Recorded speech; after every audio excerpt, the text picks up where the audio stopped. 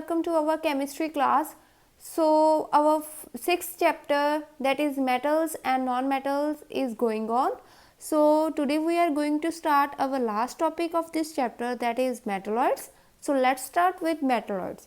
So what are the metalloids? Metalloids are the elements that behave like both metals and non-metals, means they show the properties of both the metals and non-metals. So what are the metalloids?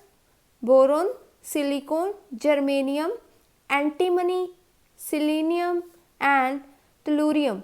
These are the metalloids. Now we will see the properties of metalloids. So first property is they have metallic luster. So like metals, metalloids having metallic luster. They are brittle, means they are breakable. Next property is metalloids such as silicon and germanium. These are semiconductor. Semiconductor means they does not allow the full current to pass through them. Means they exist in between the conductors and insulators. Then next point is they form alloy with the metals. Means they combine with metals and they form alloy. Then they are solid at room temperature.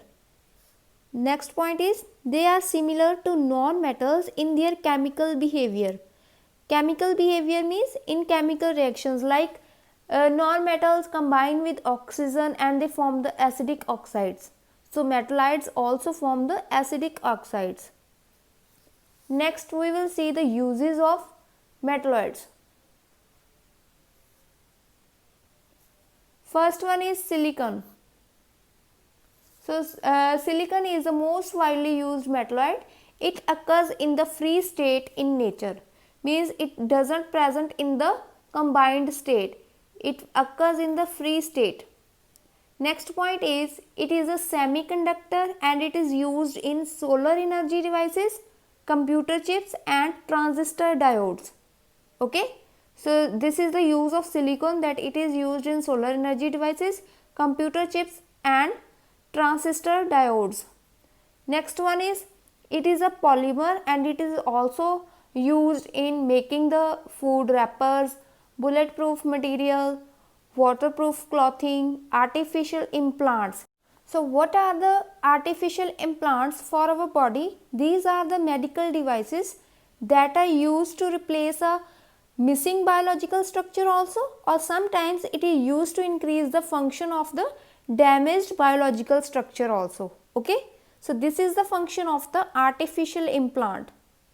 It is also used to make non-stick cooking utensils. Next point is silica gel is used as a coolant in an column chromatography. What is column chromatography? In which we separate the components of the mixture.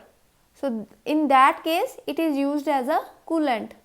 Next point is it is used to prepare substances called the silicon carbide. It is used to make silicon carbide, that is the hardest substance.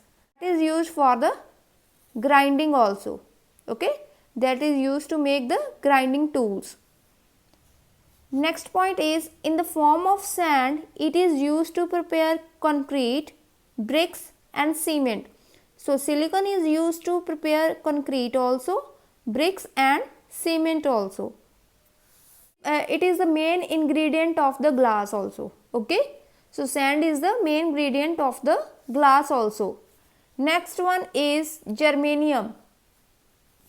So germanium is a lustrous, hard and greyish white metalloid.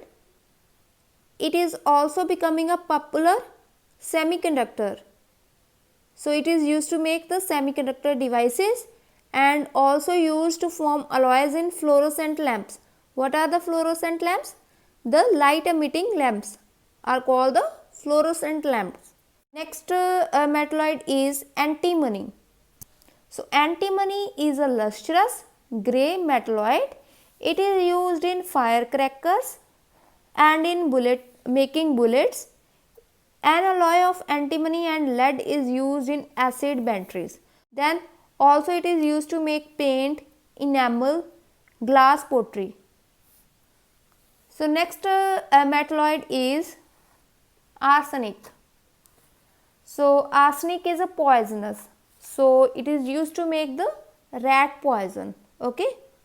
Also, if it is contaminated in water, then it affects the normal function of the body parts. Next metalloid is tungsten. Tungsten is non-malleable. Non-malleable means these cannot be drawn into thin sheets.